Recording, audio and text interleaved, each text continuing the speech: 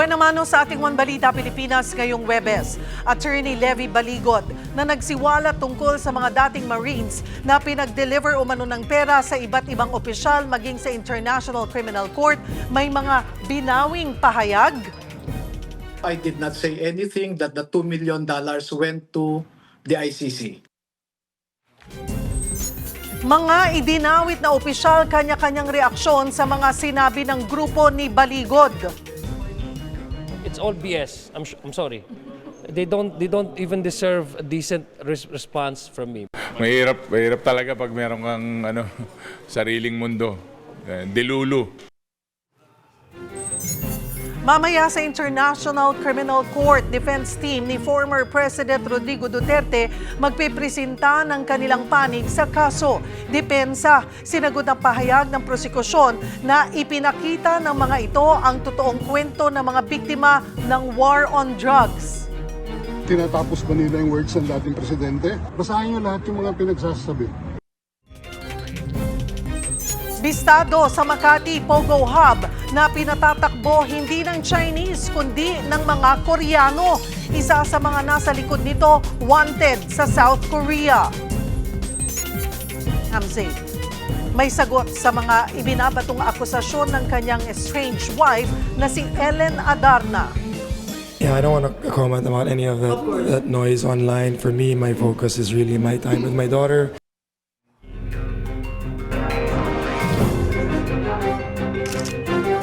Magandang taghali, Luzon, Visayas at Mindanao. Thank you for joining us. Good afternoon sa mga Ang uting utang, kumikita sa mga utang, kumikita. Mga idea ng mga balita sa Visayas at Mindanao. Dagsana ang mga paluwas sa kanilang mga probinsya. Hola! One Balita, Pilipinas!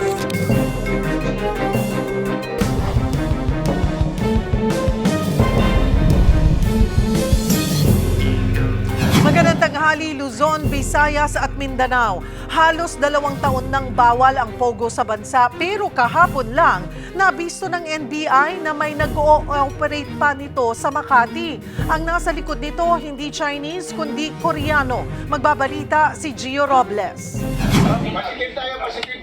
Sinalakay ng NBI Criminal Intelligence Division at Bureau of Immigration ang condominium unit na ito sa Makati. Target ng operasyon ang 6 na Koreanong nagpapatakbo umano ng Pogo Hub.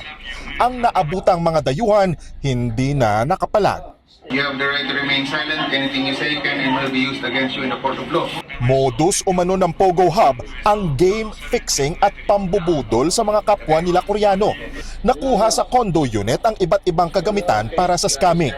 Noong nakaraang taon pa ipinagbawal ni Pangulong Bongbong Marcos ang operasyon ng mga Pogo. Pero ayon kay NBI Director Attorney Melvin Makibat, yung malalaking Pogo, nasara lahat. Yung mga remnants to, mga nag-iwan, nagtayo sila ng small na operation. Nag-ugat ang operasyon matapos makatanggap ng intelligence report na may isang puganting Koreano na kabilang sa grupo. Nakatakda na siyang ipa-deport ayon sa BI. Napag-alaman din na overstaying na sa bansa ang 5 iba pang sospek. Tourist visa yung mga na-issue na sa kanila. So sabi nga, doon pa lang nung nag-ooperate pa ng Pogo noong time na yon, may violations na rin.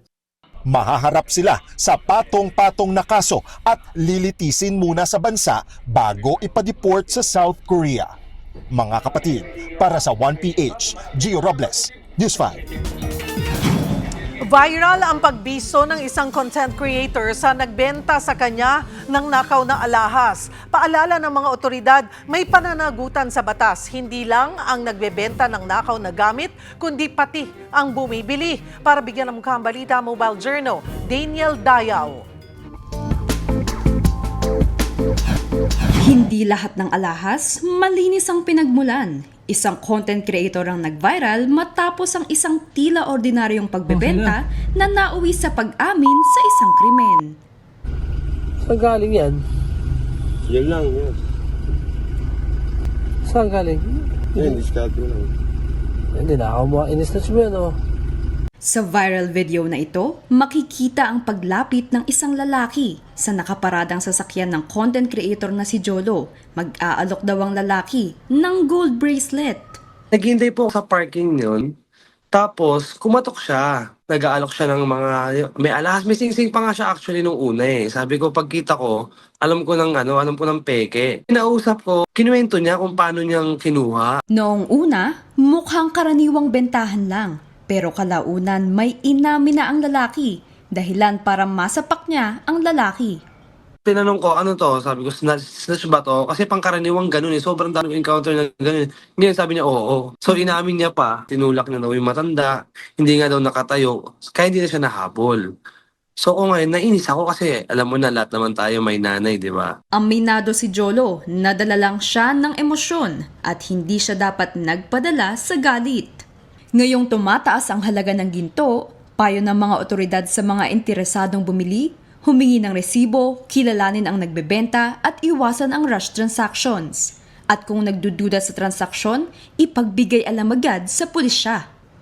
Kung meron po tayong na-encounter na ganitong mga pangyayari, unang-una po, huwag po tayong magpapadala sa mga murang presyo na binibenta sa atin. Hingan din po natin ng resibo or kakulang dokumento yung mga binibenta po sa atin para po maiwasan po natin na maging biktima ng ganitong pangyayari. Babala rin ng mga pulis, maaaring managot sa batas ang sino mang mahulihan ng nakaw na gamit.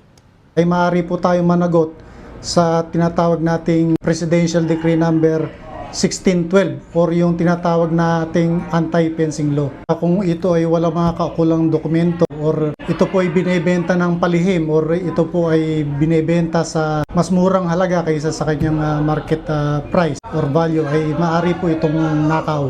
Sa huli, isa itong paalala na maging maingat, mapanuri at responsableng mamimili. Mga kapatid, Mobile Journal, Daniel Dayaw po. Hatid ang mukha ng balita. Generally peaceful. Ganyan pa rin ang assessment ng Philippine National Police sa paggunita ng 40th anniversary ng EDSA People Power Revolution kahapon, kahit may mga nagkagiriang rallyista at mga pulis. Nakahilerang pulis ang mga rallyista sa kanto ng Rochester at EDSA papuntang EDSA Shrine. Pero dumiretso pa rin ang mga rallyista kaya nagkatulakan at may mga natumbang pulis. Tumindi pa ang tensyon nang hindi payagan ng PNP ang truck na gagamitin sana bilang stage sa kanilang programa. Kinuha ng mga pulis ang susi ng truck para hindi ito makaalis. Kaya napilitan sa EDSA Shrine mag-rally ang mga militanteng grupo. Ang problema, pagtipon namin kanina, ayaw na pumayag ng pulis. Kasi bawal daw ang truck sa EDSA. Kasi sabi namin, ayun naman ang usapan namin. Sabi namin, mas magulo. Kung hayaan nyo lang basta pumasok ng tao na walang stage, walang sound system, eh yun daw ang utos na nasa taas. Kaya ito nangyari. Naparahan natin ang matigas na hindi naman dapat. At ngayon, naghahabol ng pulis, bakit daw hindi ilagay ang stage? At sinaulo pa na sila nagbawal ng stage. Diba? Malinaw lang usapan.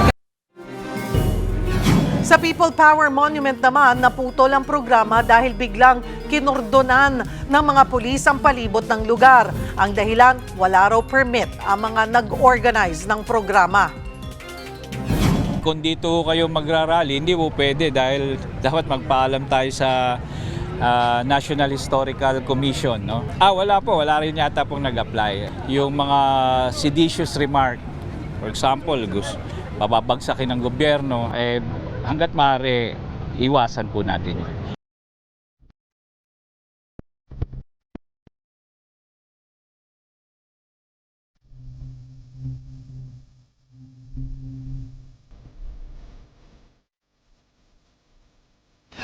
Mamaya na magpipresenta ang kampo ni former President Rodrigo Duterte sa confirmation of charges hearing sa International Criminal Court. Ang kampo ng mga biktima tiwalang nailahad nila ng maayos ang anilay mga atraso ng dating Pangulo sa mga Pilipino. Magbabalita mula sa The Hague, Netherlands, si Angela Lagunzad Castro. Sa press conference ng legal representatives ng mga EJK at drug war victims kahapon, nilinaw nilang sinadya ng prosecution team na gawing sentro ng presentasyon ang tunay na kwento ng mga biktima. Sa ganitong paraan daw, mas maiintindihan ng mga hukom ang tunay na nangyari. Our aim was for the victims to feel part of this process, to feel really part of a story and part of a process of justice. And it is in this way that we presented our own speeches and our own observations before the chamber. Kumpiyansa rin sila na malakas ang naging presentasyon ng prosecution team sa merito ng kaso laban kay dating Pangulong Rodrigo Duterte. It went very well, no? And sobrang impressive, especially yung presentation ng prosecution. Kasi makikita mo sobra silang systematic. Every fact that they allege, merong ebidensya, no? They refer to tab numbers, so and so. So makikita mo, no? In fact, from what I've known, they even document how they got all this evidence, no? So talagang preparado sila not only for the confirmation of charges but really for the trial and to really convict the former president beyond reasonable doubt. Nakausap naman daw ni Attorney Gilbert Andres ang mga biktima matapos ang ikalawang araw ng confirmation of charges hearing. At masaya raw ang mga ito sa tinatakbo ng pagdinig. Their stories were really shown before the chamber as well as before the world. That they're real human beings, they suffered and their loved ones were really murdered and they're still suffering until now. And they were very joyful as to what transpired during the second day, especially their stories were really shown before the chamber. Ngayong araw, maglalatag ang legal counsel ni Duterte ng kanilang ebidensya. Inaasahan na raw nila na igigiit ng Duterte camp ang policy ng dating Pangulo at maglalatag din sila ng dokumento. Again, we in the legal representative for victims believe and we have stated during our submissions that the prosecution has presented enough evidence to show substantial grounds to believe that Mr. Duterte committed all of the 3 charged crimes against him. Sumagot din ang mga abogado ng mga biktima sa alegasyong tumanggap ng pera ang ICC mula sa Flood Control Project. ICC is a independent international tribunal. The Office of the Prosecutor is an independent organ, so it will never receive funds from any state government. And then actually, the ICC always protects its image as well as its independence. Kaya I think that's fake news. Para naman sa kampo ng dating Pangulo, hindi kumpleto ang iprinisenta ng prosekusyon. Tinatapos ba nila yung words ng dating presidente? Patayin natin, pero tapos you go. Do not go beyond the law. Otherwise, your worse than criminality. Basahin niyo lahat yung mga pinagsasabi. Samantala, pinayagan ng ICC Pre-Trial Chamber 1 na huwag nang dumalo si Duterte sa detention hearing review sa Biyernes. Kapatid, ako si Angela Lagunsad Castro para sa 1PH. Magsasagawa na ng executive session ang Senate Ethics Committee sa susunod na linggo para talakayin ang ethics complaint laban kay Senator Ronald Bato de la Rosa. Isinampa ng grupong Wag Kang Co-Corrupt Civil Society ang reklamo dahil sa matagal ng pag-absent ni Senator Bato. Dapat daw no work, no pay na ang senador dahil pagwawaldas ng pondo ang pagpapasahod sa mga hindi naman pumapasok sa trabaho. Nobyembre pa hindi nagpapakita ang senador mula nang umugong ang posibilidad na ipaaaresto siya ng ICC. Dahil kung ang ordinaryong mamamayan, kung hindi po pasok sa trabaho, hindi pa napafire, nawawalan ng trabaho. Dapat po same ethical standard nag-apply din sa senador.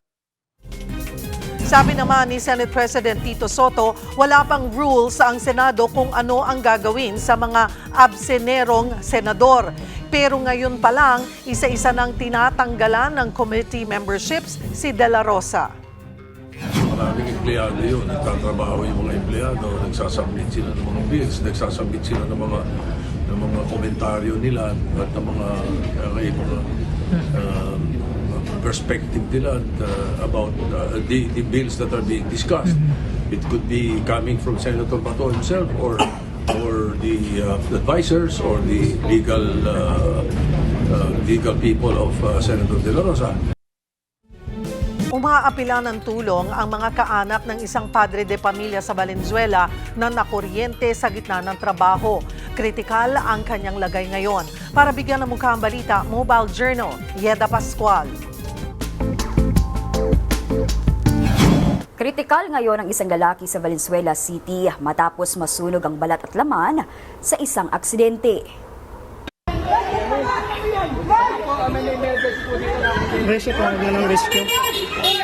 Dalawang taon ng scaffolder ang 37 anyos na si Edward Duran. Ayon sa kanyang kinakasama na si Relin, maingat ito sa trabaho. Kaya laking gulat niya nang mabalitaan ang sinapit ni Edward noong February 9. Mga 4:19 daw po yun ng hapon. Tapos po, aksidente pong yung scaffold pong na pinapatungan niya, aksidente pong dumikit dun sa live wire. Kaya po siya nakuryente. Kasi po may nahulog po ata na anong kinakabit nila na gusto niya pong abutin, kasi hindi niya po naabot. Kaya po na saging po yata yung paa niya dun sa scaffold.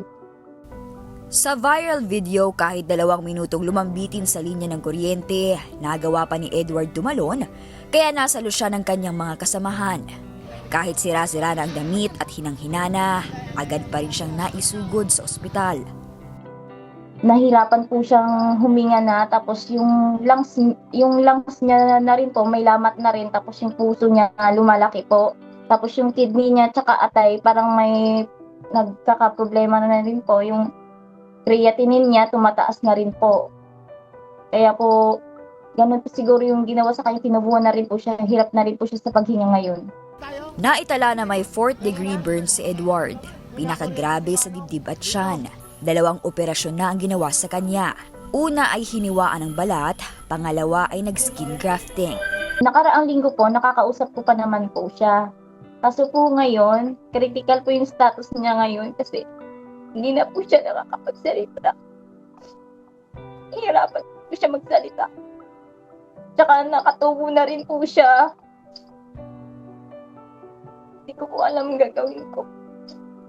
Sinagot ng kumpanyang pinagtatrabahuhan ni Edward ang lahat ng gastusin sa ospital.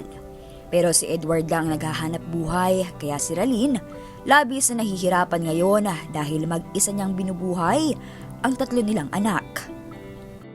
Kinakaya po, pero araw-araw pong umiiyak, pero kinakaya po. Humihingi po ako ng tulong sa inyo financially, tapos po nangangailangan din po siya ng dugo, tsaka platelet concentrate po talaga yung sa kanya sa ngayon. Kailangan niya po talaga. Mga kapatid, ako po si Mobile Journal Yeda Pascual. Hatid ang muka ng balita.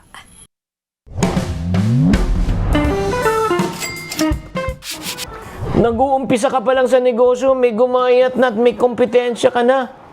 Nangyari na ba yan sa'yo? Kung nangyari na yan, ako, tapusin mo tong episode na ito. Hi there, this is Chinky Tan. Magandang araw po, your pambansang wealth coach.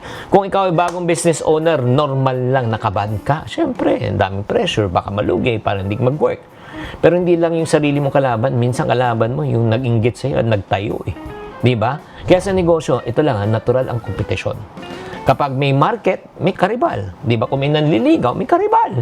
Pero hindi lahat ng negosyo ay may competitor ay natatalo. Ang nananatili ay marunong mag-focus, mag-adjust, magpatuloy kahit may challenge. So, anong gagawin natin? Number 1, huwag mo i-compare ang iyong sarili sa iba. Ang goal mo hindi talunin sila. Ang goal mo, talunin mo ang iyong sarili. Gumawa ka ng sarili mong sistema. Kasi kung ikaw parati ka nakatingin sa competition, madidistract ka. Di ba? Kasi hindi naman sila ang standard mo eh. Do you agree? That's number 1. Number 2, tandaan, ang pressure ay senyales ng growth. Kapag sunod-sunod po ng challenges, ibig sabihin po, marami tayong natutunan. Parang muscle yan eh. Di ba? Lumalakas pag may resistance. Ang pressure ay hindi kalaban. Ito ay training partners. Pangatlo, pag-aralan natin competition, yung tinatawag nating SWOT, S-W-O-T. Ang kanilang strength, ang kanilang W, weakness, anong opportunity, O, and threats. Saan sila magaling? Oo. Di ba? Pagkatapos, saan sila mahina? Di ba? Anong oportunidad na pwede natin gawin? Ano naman yung threats na pwede natin naman kailangang proteksyonan natin? Ganon din, pag ginawa mo yung SWOT analysis para sa kanila, gawin mo rin para sa'yo. Saan ka pa magaling?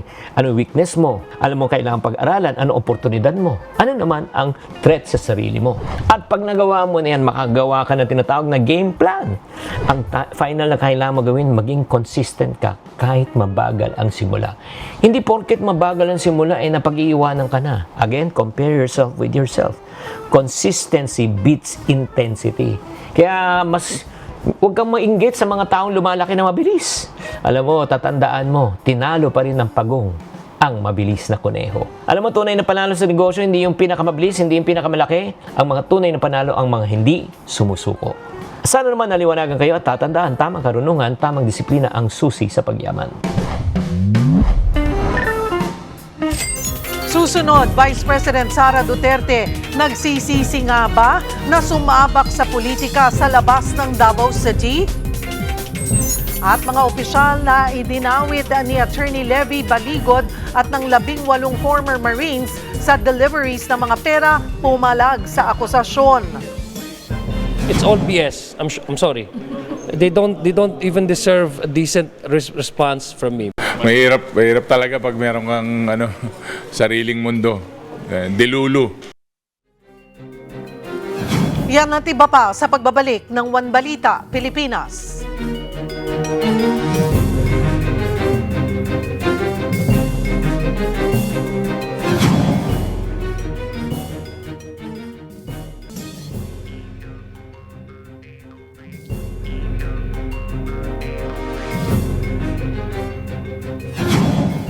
Pawang matataas na opisyal kabilang si Pangulong Bongbong Marcos ang idinadawit sa money delivery scheme ng grupo ni na Attorney Levy Baligod at ng mga dating miyembro ng Philippine Marines. Pero giit ng palasyo, lousy ang kanilang script.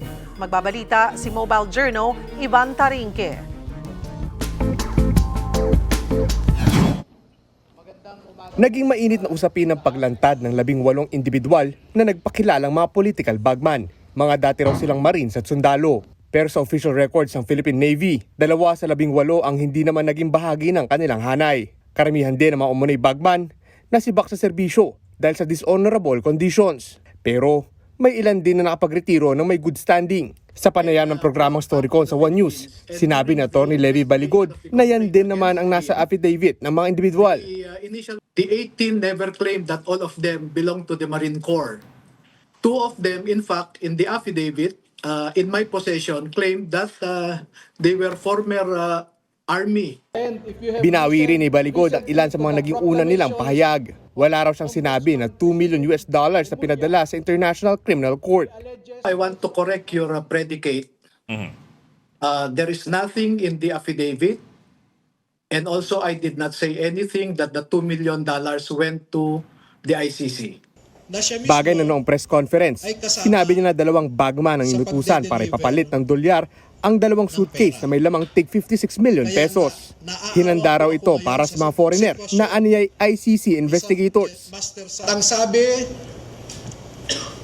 ng mga executive assistants ni Ginoong Saldico ay pinaghahandaan daw nila ang pagdating ng foreigners. At kalaunan ay nakilala ng mga ito na ang foreigners na binabanggit ay mga ICC investigators. Giit din ni Baligod na tumanggap ng pera si dating Senador Antonio Trillanes kaugnay sa ICC investigation laban kay dating Pangulong Rodrigo Duterte. Pero hindi nilahad ng abogado kung magkano ito. Itinanggi na ni Trillanes ang paratang, habang ang Malacanang ipinagkibit-balikat din ang aligasyong nag-deliver ng bulto-bultong pera para kay Pangulong Bongbong Marcos. Bahala na raw ang NBI at PNP na mag-imbestiga. Paulit-ulit na kasinungalingan laban sa Pangulo. Lousy script. Hindi pang award-winning. Hindi malinis. Alam mo na may kasinungalingan. So, sino ba ang nasa likod nito? Siguro dapat malaman nyo kung sino ba yung may-ari ng sasakyan na siyang sumundo sa kanila matapos ang press briefing. Damay rin ang pangalan ni ngayon MMDA General Manager Nicolas Torre III sa aligasyong bigayan ng pera. Pero tumanggi muna siyang magkomento. Allow me please to reserve my comments regarding that matter kasi hindi nga natin alam kung yan ay kaya nilang isubstantiate at tataasan nila ng kamay para sila ay mag-subscribe dyan. Ang presidential sister naman na si Senador Amy Marcos naghain ng resolution para magkaroon ng Senate investigation. Kung may paratang, ilatag ninyo ng malinaw. Kung may ebidensya, ilabas ninyo ng buong tapang. Kumbaga sa maleta, mananatiling sikreto ang laman niyan kung hindi ilalatag sa lamesa at bubuksan. Pero ang mga mamabata sa Kamara, naniniwalang baseless ang mga aligasyon ng grupo ni Baligod. Mahirap talaga pag meron kang sariling mundo. Dilulu tawag sa mga ganyan. So, hindi natin masyado binibigyan ng pansin dahil wala naman pong katotohanan doon. So, yun lang po. Huwag tayong dilulu. It's all BS. I'm sorry. They don't even deserve a decent response from me. But what I can tell you is those who are behind their supposed press con, they have not achieved anything but present themselves as National Marites Council. Mga kapatid, Mobile Journal Ivan Talingki po hatid ang mukha ng balita. Desperate diversion, ganyan tinawag ng mga dating kongresista ng Makabayan Bloc ang kumakalat na unsigned online statement na nakatanggap umano sila ng kickback. Para sa kanila, pagtatangka umano ito para protektahan si dating Pangulong Rodrigo Duterte mula sa International Criminal Court at ilayo ang atensyon mula sa impeachment laban kay Vice President Sara Duterte. Sa puntong ito, magkakausap natin former Gabriela Party List Representative Arlene Brosas. Magandang tanghali po sa inyo, ma'am. Salamat po sa oras. Hello, good afternoon, Cheryl. Magandang hapon. Ma'am, ito nga, tinawag ninyo itong desperate diversion. Ano po yung malinaw na basihan ninyo para nga sabihing inililihis lang nito yung atensyon ng publiko? Yes, oo. Totoo yan, Cheryl. Unang-una, wala tayong mali-maleta ng pera. Alam naman ng taong bayan yan. Hindi nga kami nag-a-avail ng mga projects, flood control, whatever. Paano ka magkakaroon ng kickback at SOP at kung ano-ano pa na sinasabi nila. So, ibig sabihin, fabricated charges po talaga ito. Tapos, yun nga, ang tingin talaga namin dito, ito ay para malihis, sa upcoming, actually, sa proceedings ngayon sa The Hague, sa International Criminal Court, dahil ngayon ay confirmation of charges ni Rodrigo Duterte, kaya siguro naglalabas sila ng ganitong mga akusasyon para maiba yung usapin. Plus, yun nga, impeachment proceedings na ni Vice President Sara Duterte, kaya malamang yung kampo nila nagkukumahog sa gumawa ng mga ganitong kwento. So, yan po, oo. Bakit nyo rin nasabi na layon nga ng unsigned online statement na ito nga, para to protect the former president mula sa ICC? And even yung sa impeachment? Oo. We think ito talaga, ayaw nilang ito yung pag-usapan. So, ang gusto nila, magkaroon ng ibang pag-uusapan at ito nga ang mga nilabas. Alam niyo po kasi, kami yung mga, kung napansin niyo dun sa listahan, noong nilabas ng ilang Marines ba yun, sinasabi nila, na ang mga nandyan ay very, very active po sa pagpapanagot, sa usapin ng charges kay Rodrigo Duterte. Kung maaalala niyo po, kami po yung mga very active sa House exposés, sa House committee hearings, kaugnay po doon sa usapin ng kay Rodrigo Duterte na war on drugs. Yan po ay mariin nating kinondena. At alam po natin na talaga sa ngalan ng karapatang pantao, ipinaglaban po natin na magkaroon ng investigasyon dyan.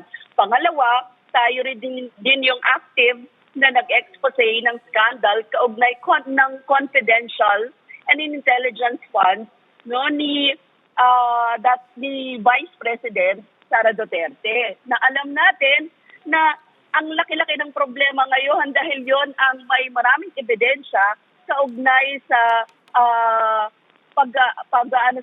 pag-impeach sa kanya. At yun ang tingin natin pinakadahilan kung bakit tayo inaatake ngayon.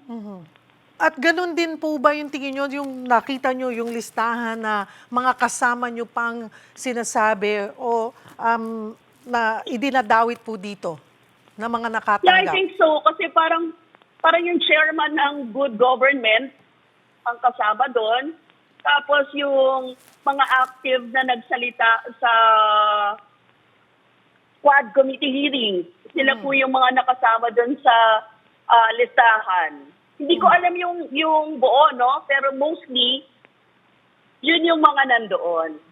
So we think talagang ito ay pag-undermine, no, sa aming credibility. At the same time, para mag-escape sa accountability, itong mga sinasabihan natin o inaakusahan natin sa ngayon ng pangungurap at saka pagkakaroon ng matinding violation sa human rights.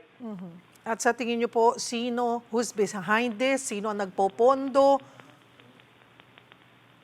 Yes, oo. Tingin ko, meron talaga ng pondo, no? Kasi hindi naman yan mangyayari kung hindi, di ba? Parang, grabe naman tong mga ano na to, kung makaakusa. Parang, hindi nila alam kung sino ang mga inaakusahan nila. Na kami, parang desperate move ito, no, ng kampo ng mga Duterte. Dahil ang tindi ng hinaharap nila ngayon. Kaya siguro nagkakaroon sila ng mga ganitong desperate move ngayon. And tina-target nila yung makabayan sa kasalukuyan kaugnay dito. Ano ho ang mensahe natin sa publiko na maaaring nalilito, nagdududa na kasunod nga ng mga isyong ito? Tingin ko, the Filipino people should not be fooled. Ano? Hindi sila dapat maniwala sa mga diversionary tactics na to. Tapos yung wag natin tigilan, papanagutin ng mga Duterte sa usapin ng accountability at sa mga krimen nila, no? Kasi hanggang ngayon wala pa rin tayong nakukuhang hustisya. Lalo na yung mga matindi nga yung hinaharap ng mga victims of drug war during Duterte administration, di ba? Kasi yung peking drug war na yon, grabe, libo-libo talaga yung inatake noon. Tapos hanggang ngayon, ginagamit ang social media para lalong palalain yon. So itong mga manufactured lies nila, hindi dapat ito pakinggan ng mga tao. Pakinggan nila yung mga seeking truth to power, ano? Ang masasabi ko lang, Cheryl, talagang magpapatuloy kami to fight for justice and to hold the corrupt and powerful accountable. Yun po yung kaya nating ibigay sa ngayon, ano? At huwag po tayong maniwala sa mga false accusations. Marami pong salamat sa inyong oras, former Gabriela Party List Representative Arlene Brosas. Inihain na ni Attorney Levy Baligod sa Office of the Ombudsman ang affidavit ng 18 nagpakilalang former Marines na naghatid umano ng mali-maletang pera sa ilang opisyal. At para sa update, nasa linya si Camille Samonte. Camille, ano ang update dyan? Yes, Cheryl, nagtungo nga dito sa Ombudsman si Attorney Levy Baligod. Siya yung abogado ng 18 na nagpakilalang dating Marines na nag-deliver umano nga ng mali-maletang pera sa ilang opisyal ng gobyerno. Dinala ni Baligod itong mga affidavit o yung sinumpaang salaysay ng mga Marine para i-refer sa Ombudsman at imbestigahan ang mga aligasyon. Nanindigan si Baligod na walang naguutos at nagbabayad sa kanila na malaking personalidad sa likod nitong isinawalat ng mga Marine. Sinagot din ni Baligod yung pahayag ni Senator Ping Lacson na hindi nagtutugma itong halaga ng pera na kiniklaim nilang i-deliver sa mga mambabatas. Sabi ni Baligod, ang pera na dineliver ay hindi lang galing sa flood control projects. May mga iba rin daw na pinagkukunan ng pera sa mga proyekto ng Department of National Agriculture at National Irrigation Administration. Kasama rin, Cheryl, dito sa affidavit na nabanggit yung pangalan ng Ombudsman Boyeng Rimulya na nakipag-meeting umano sa ilang opisyal ng ICC. Iginiit ng mga Marine na si dating Congressman Zaldico at dating Senator Antonio Trillanes ay nagpopondo umano ng hotel accommodation ng ICC investigators na pumupunta sa Pilipinas. Bagay na itinanggi na ni dating Senador Trillanes. Sa ngayon, Cheryl, naghihintay pa tayo ng bagong pahayag na mula dito kay Ombudsman Remulla at kung ano ang magiging tugon nila dito sa affidavit na isinumite ni Attorney Balicod. Cheryl? Ang unang kumalat, Camille, ay yung unsigned online statement. So ngayon, maikukumpara na natin yung dalawang yan. Kung may mga pagbabago doon sa nilalaman nitong talagang sinumite nila sa Ombudsman. Binigyan ng media ng copy? Unfortunately, Cheryl, hindi sila nagbigay sa amin ng notarized na affidavit nitong mga Marines. Kasi nga yung, kung matatandaan mo, Cheryl, nung nag-press con sila, itong unsigned nga na affidavit yung ipinresenta at pinakita nila sa media. Pero nang magpunta nga dito si Attorney Baligod ay hindi siya nagbigay ng kopya sa media. Kasi siyempre, Cheryl, kailangan pagbasihan natin yung nakanotaryo na. Ibig sabihin, ito na talaga yung sinumpaang salaysay ng mga Marines and they will stand by doon sa kanilang mga testimonya. But unfortunately, right now, wala pa tayong nakukuha na kopya mula sa kanilang kampo. Bakit daw? Bakit daw wala silang maibigay na kopya or we could just get from the Ombudsman? Yes, Cheryl. Yan yung aming request ngayon sa Ombudsman na makahingi rin kami nga ng kopya nitong actual copy ng affidavit na sinabit ni Attorney Baligod para nga makita kung parehas pa rin yung nilalaman nitong mga testimonya nga na nauna nang inihayag nitong mga Marines. But at this time, hinihintay pa natin yung update mula kay Ombudsman Remulla. Cheryl? At ang nagsumiti nito ay si tanging Attorney Levy lamang. Wala siyang kasama doon sa 18 Marines na iniharap nila sa press con?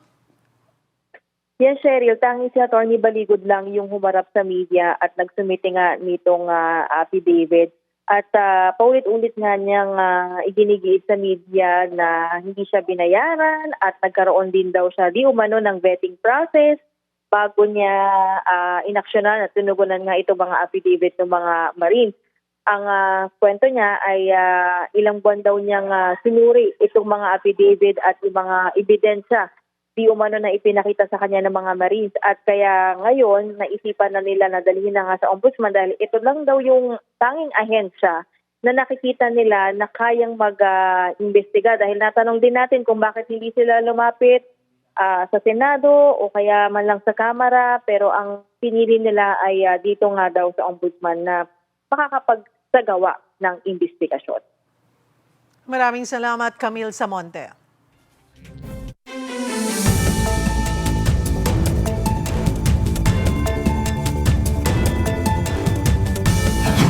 Mga bay, di ara mga balita gikan sa Visayas ug sa Mindanao. Unahon na tuog hisgot kaning Mandawi City sa Cebu kay hikahibaw ba mo naa didto karong adlaw si Presidente Bongbong Marcos.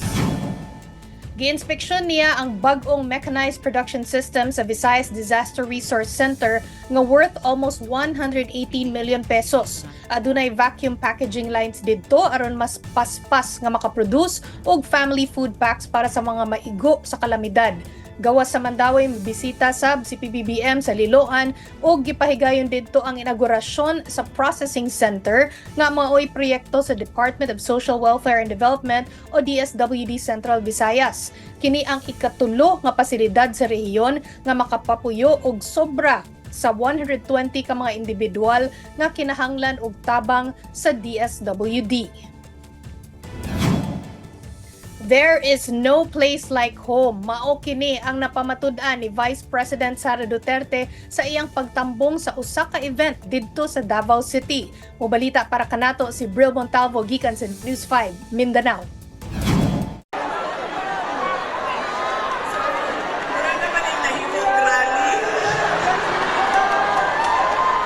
Nakahilak si Vice President Sara Duterte sa iyang speech atol sa usa ka event sa Philippine Association of Local Government Accountants Incorporated nga gipahigayon sa Davao City kagahapon adlaw. Sente kuno si VP Sara human makita pag-usab ang iyang mga katrabaho kaniadto sa Davao City Hall dihang mayor pa kini.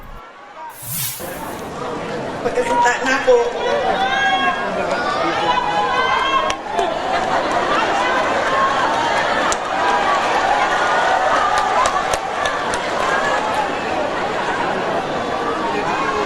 Pagkakita na ko sa ako ang mga kauban kaniadto sa City Hall.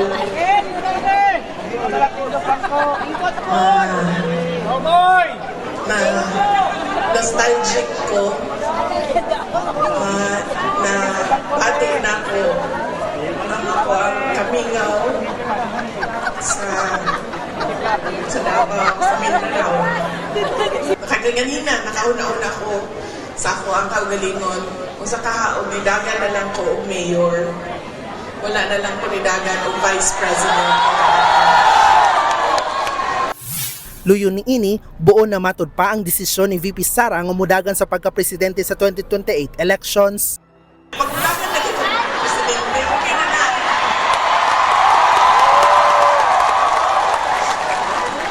Okay na nang pagdagan sa presidente, nagkasinabot na taan ng tanan na dapat. Sa katapusan, nagpasalamat na lang si VP Sara sa nahimong imbitasyon kaniya sa mga organizers ug nakabalik sa iyang pinalanggang Davao City. Kapatid, para sa 1PH, Bril Montalvo, News 5, Mindanao. Hutobra sa tadi aron mga bay, magkuyog na sa taugma para sa mga balita gikan sa Visayas ug sa Mindanao. Ako si Chicky Verhel. Susunod, matapos makilala sa mga kilig at drama serye, kapatid star Ashton Olviga susubukan naman ang comedy. Yan at iba pa sa pagbabalik ng One Balita Pilipinas.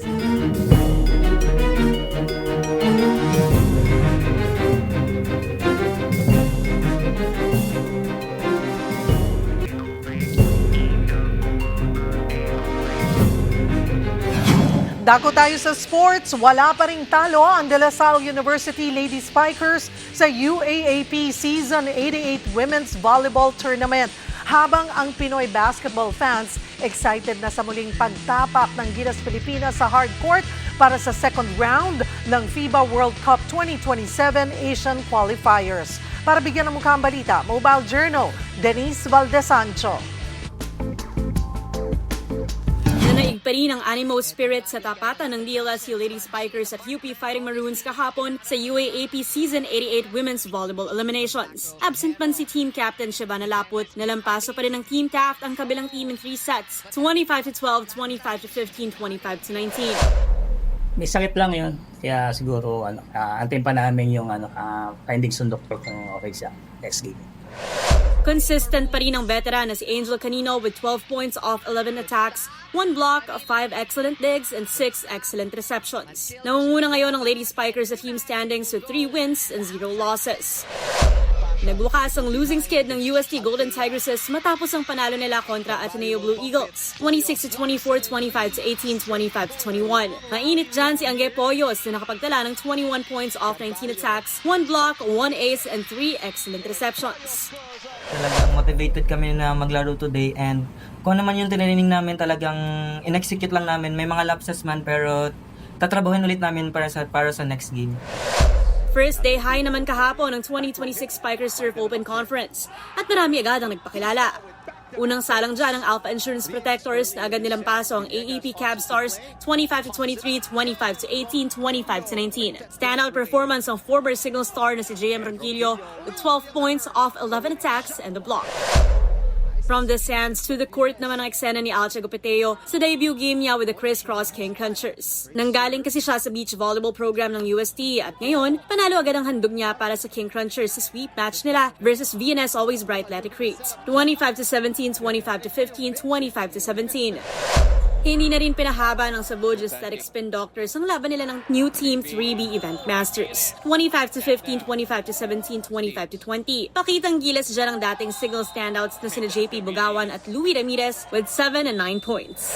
Muling sasalang ang Gilas Pilipinas mamaya sa second round ng FIBA World Cup 2027 Asian Qualifiers. Ngayong araw yan at una nilang haharapin ang Tall Blacks ng New Zealand 7:30 p.m. sa Mall of Asia Arena. Mapapanood din yan sa Pilipinas Live, One Sports, One Sports Plus, PBA Rush at RPTV. Mga kapatid, Mobile Journal Denise Valdesancho po hatid ang mukha ng balita. Idinaan sa art ang pangangalap ng tulong para sa mga batang may special needs sa isang institusyon sa Maynila.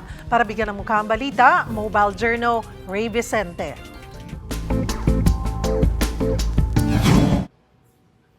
Makulay at puno ng inspirasyon ang mga canvas na bumida sa art exhibit ng mga talentadong bata ng Hospicio de San Jose. Tinawag na Racing Hearts ang fundraising exhibit na layong suportahan ng mga special children na mula sa Angels of Rendu, ang art club ng mga batang may kapansanan. Gaya na lamang ni Angie, walang braso't kamay pero nakakaelibs ang obra. Our project was really for the rehabilitation of children with cerebral palsy and other mental deficiencies. But in that journey, I discovered Angie. Showed a lot of passion and interest in painting with her feet. Gusto rin talaga ng kauna-unahang social welfare institution sa bansa na patuloy magbigay boses sa mga inabandona at may mga special needs, bata man o matanda. Kaya kasabay ng Racing Hearts ay isinagawa rin ang pagbubukas ng panibagong tirahan ng mga obra.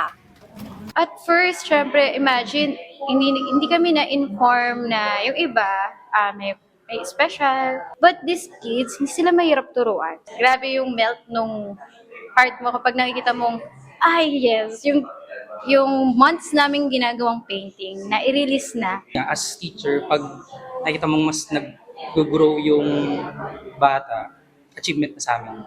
Konting push lang para mas mailabas yung talent nila through art talaga.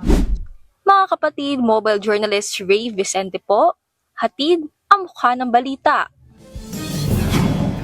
Mas malaki pa sa kanyang ulo ang bukol ng isang sanggol sa Quezon City.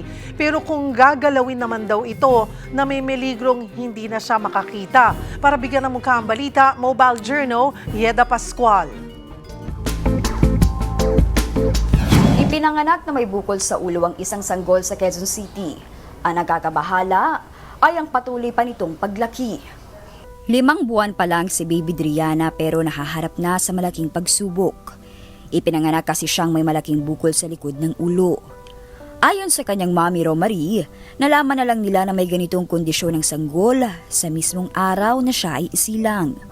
Diabetic daw po ako during pregnancy. Hindi po ako aware na diabetic ako nung time na yon. Kasi po, nagpa-OGTT ako, tapos hindi po nila napansin na mataas yung result ng sugar ko. So hindi siya nabigyan ng parang gamot na ipapatake sa akin or what para bumaba po yung sugar. Pangatlong anak ni Romary si Baby Driana. Ang dalawa niyang anak, normal naman daw ng kanyang isilang. Kaya hindi nila inaasahan na magkakaroon ng sanggol ng kondisyon na kung tawagin ay occipital encephalocele. Ito ay bukol sa likod ng ulo dahil sa lumabas na bahagi ng utak. Pero kailangang pag-aralang mabuti kung paano ito gagalawin. Kung sakaling maoperahan daw po is parang na siya, dead brain. So kailangan na po siyang tanggalin. So possible po maapektuhan yung sa paningin niya. Possible hindi po siya makakita. Bukod sa malaki ang tsansa na hindi makakita si Baby Driana, makakaranas din siya ng developmental delays. Ang kanyang mga magulang, kapit pa rin sa panalangin at umaasa sa himala na magiging normal din ang lahat. Hindi po siya umiiyak. Tapos lang po, yung lang siya, mga mild lang na ingay, yung ganun lang po siya. Pero yung talagang iiyak, wala po. Tapos yun, everyday di po is may lumalabas din na gata sa ilong niya since butas din po kasi yung alangala niya. May cleft palate po. Nakatakdang sumailalim sa iba't ibang mga test si Baby Driana para malaman kung mayroon pa siyang ibang congenital anomalies. Kahit kasi 5 buwan na, ay mukha pa rin daw siyang newborn. Mga may mabubuting puso po, kahit maliit na halaga po is malaking tulong po yan sa aking baby na si Driana. Pag pinagsama-sama naman po yung maliit na halaga is malaking tulong na po para sa amin yun, para sa mga kailangan ni baby, sa mga panggastos papunta sa hospital. Mga kapatid, ako po si Mobile Journal Yeda Pascual. Hatid ang muka ng balita. Hola mga kapatid, punong-puno nga ng artista ang MVP Olympics All-Star Celebrity Basketball. Nakabonding natin ang ilan sa kanila. Narito pong report. From courtside hanggang sa hardcourt, punong-puno ng star power mula sa bawat sulok ng showbiz at sports para sa kauna-unahang MVP Olympics All-Star Celebrity Basketball. Isa sa mga agaw eksena ang moment ni Herlin Budol at Bol bago magsimula ang game. Present din ang MQAA stars. Si Dennis Trillo rin, hindi nagpahuli sa happenings. Napakasarap makita na maglalaro, magkakasama yung mga artista ngayon. Makikita na natin sila mag-enjoy at nandito tayong lahat para experience yon. Ang celebrity ballers pinabilib ang audience dahil hindi lang pala sila magaling umarte, magaling din sila sa basketball. Gaya ni JC De Vera, David Licauco, Dylan Minor at Lance Carr na may pinakamaraming puntos sa game. It's actually a dream come true kasi dati nung grade school ako, high school, I've always wanted to be a player, basketball player, professionally. But yeah, I'm very happy to play in Araneta and to play with so many great and talented artists.